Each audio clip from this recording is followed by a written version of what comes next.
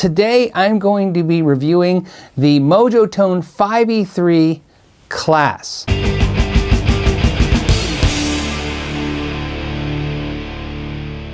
That's right, this is not a review of the kit per se, as so much as the kit in the class. Now, some of you guys know this if you're coming back to the channel, but for newcomers, I actually built two 5E3 amplifiers and I'm doing two separate videos. One on how it worked independently doing it on my own, and one on how it was with the class. This amp is the most recorded amp in American history, period. It spans all genres. Almost every studio that grosses over $250,000 a year has got one or two of these there on hand. They always have them because you can do anything with them. The classes at current rate is about $1,000, which includes a $750 amp plus 2 days of class and some pizza. So let's talk about why you would want to take the class and what I learned. They did something that I thought was really cool. They compartmentalized the amp into 4 quadrants. What the 5E3 does, it's really cool, is that it's kind of a modular amp design. And when you're looking at the wiring diagram, you have to break it down into systems. And what we did was, to make it easily digestible, we made 4 different assemblies into this amp. The first will be the mechanical that we work on, which is the chassis, the pots, the transformers, the tube sockets, and all the other basic hardware, nuts, bolts, screws, things like that. The second one will be the board, which is the actual circuit board wiring, putting components on the board outside of the amp, on the fiber board. The third one will be the wiring of the actual amp, where we mate the actual board to the chassis itself. And we start wiring up the board into the pots, into the transformers and all that. And there's a particular way we like to do that keeps everything uniform. And the complete, where we actually test the chassis before it goes in the amp itself to make sure it's okay, and the actual amp mating into the cabinet. And I thought that was a really interesting way to look at the amp and think about how to build this amplifier. So the number one question on the list was, do you have to know how to solder or work on amps or have any experience whatsoever to take this class?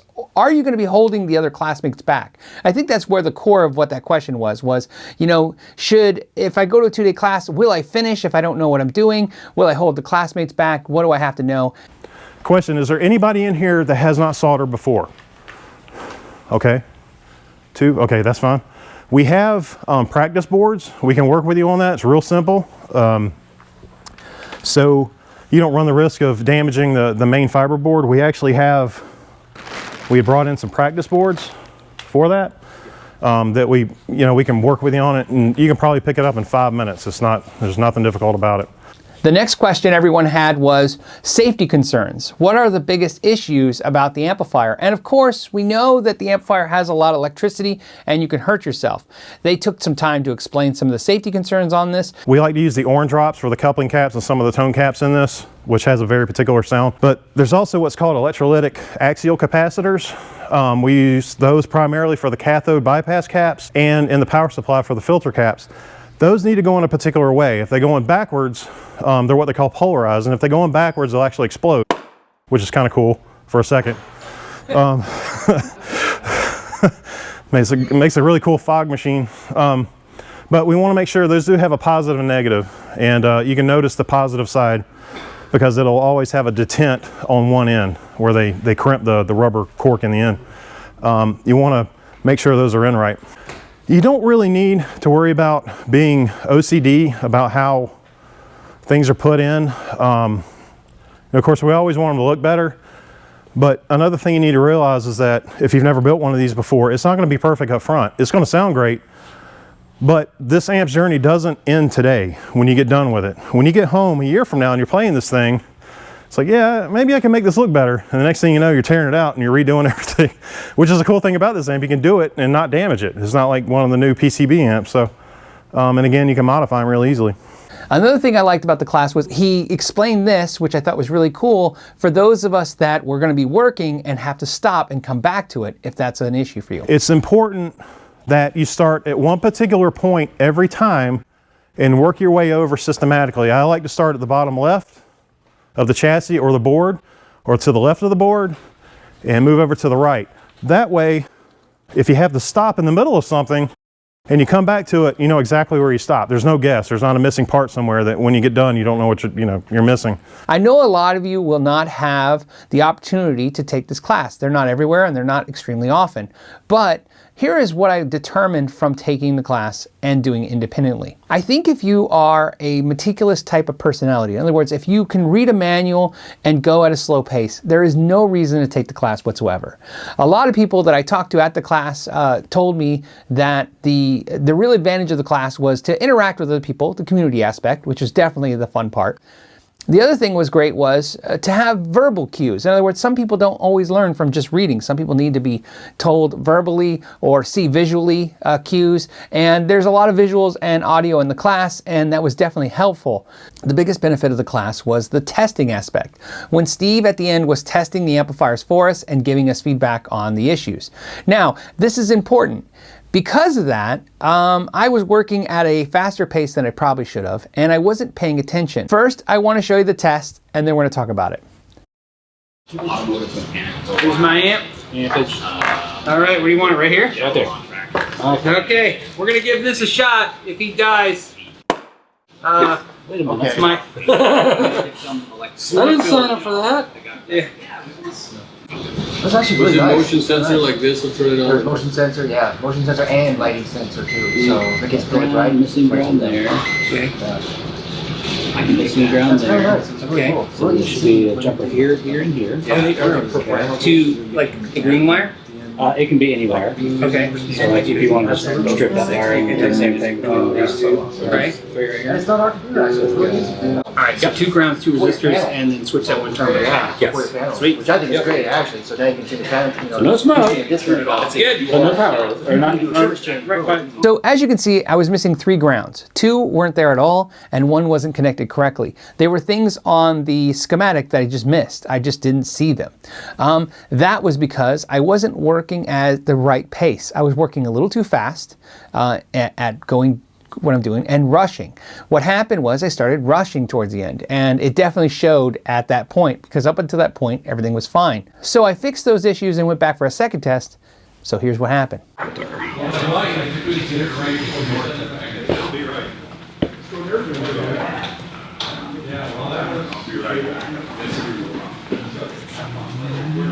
What can I say?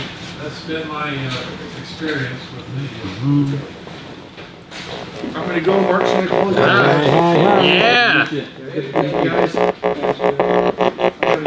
Yeah, Morse code. That's what I was hoping for. Mark Allred's gonna close up. RV staff member over here. Yeah. That tone sounded better. Yeah. A little darker, a little less flare. Yeah. Yeah, but great. Mark's gonna close out. I gotta Does go. it sound like that? Whoa. That's a first. It's right in the phase inverter, but I can't see it because it's probably underneath the You got a board. solder sucker for me. It was probably not the board. Yeah, probably underneath the board. Unfortunately, That sucks. yeah. But it worked. Yeah, it works. It worked. I think it's just short now. That's where it's losing the volume. Yeah, because I can watch it. You'll see the voltage on that gain stage that drives the tubes. Right. It should be, like the main node should be like 250 something, and it should drop down to like 180, Right. and it's staying up, so Right. it's losing connection somewhere, so it's not biasing like it should. I got you. So, more than likely, it's a jumper underneath here that either there's a pin that's touching, Right. or something like that, because you can see where it's loose. Right. So it's one of those where we'll probably have to pull the board, flip it, fix it that way. So, Fair enough. All right. unfortunately, That happens. So, Hey, you know what happens. but we'll get y'all dialed in there. As long as no smoke. No smoke, no smoke. Now, as you can see, the amp was working and then it made a crazy sound, and like Steve said, we had an issue. Let's talk about what the issue is and what I learned from that issue. The first thing I need to tell you was I didn't complete the amp in the class. Here's why. When that particular test happened, when he was actually talking to me, it was 5 minutes after 6 o'clock at night on Sunday. The class is at the end. A few of us didn't finish in time. It happens. But more importantly, there was no time to go back and correct my mistakes because the class had ended. So here's where I made a huge mistake that a lot of you will probably make, so heed my warning. Because I know how to do certain things like solder or work on certain components, I was only interested in the stuff I didn't know. So when Andrew was explaining the safety part of the amp, I was paying attention closely. In fact, when he was explaining anything I didn't know, I was paying attention very closely. As soon as I got the information I didn't know, I immediately kind of turned it off and then just started thinking about what I'm going to do. What I didn't pay attention to was when he was talking about the soldering, the wiring, and the basic components that I do every day, because I was like, oh, well, I already know how to do that. Well, what I learned is what I do, which is work on guitars, is totally different than working on amps.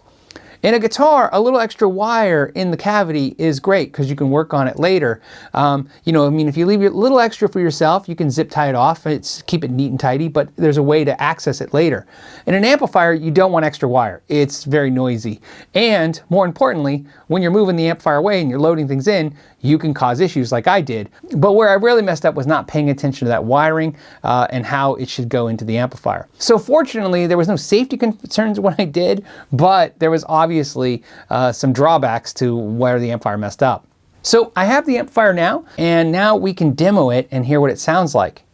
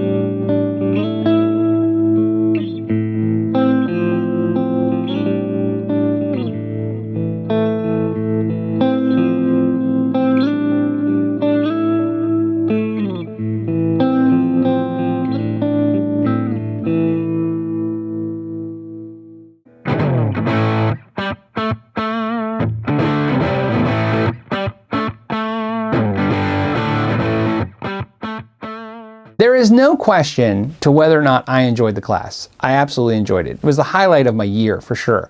Hanging out with a lot of you guys and building amplifiers was really, really cool. But I know you guys are very curious about doing it on your own, so I decided to do a video on doing it on your own and the class, and I will do a video comparing the two different kits to see how they compared to each other, what was different, what I liked about each one, and the processes in both. So look for those videos as well. As always, if you have any comments or questions, do you think after watching this you'd be more inclined to either taking the class or doing it independently, or it's not for you? I'd like to know. Put it down below. I'm always curious. Let me know what you thought of the video by giving it a thumbs up or thumbs down, and don't forget to subscribe if you want to support the channel and see more videos like this. And as always, I want to thank you so much for your time, and know your gear. A huge thank you to all the viewers and patrons who joined me at the class. I can't wait to meet up with you guys again.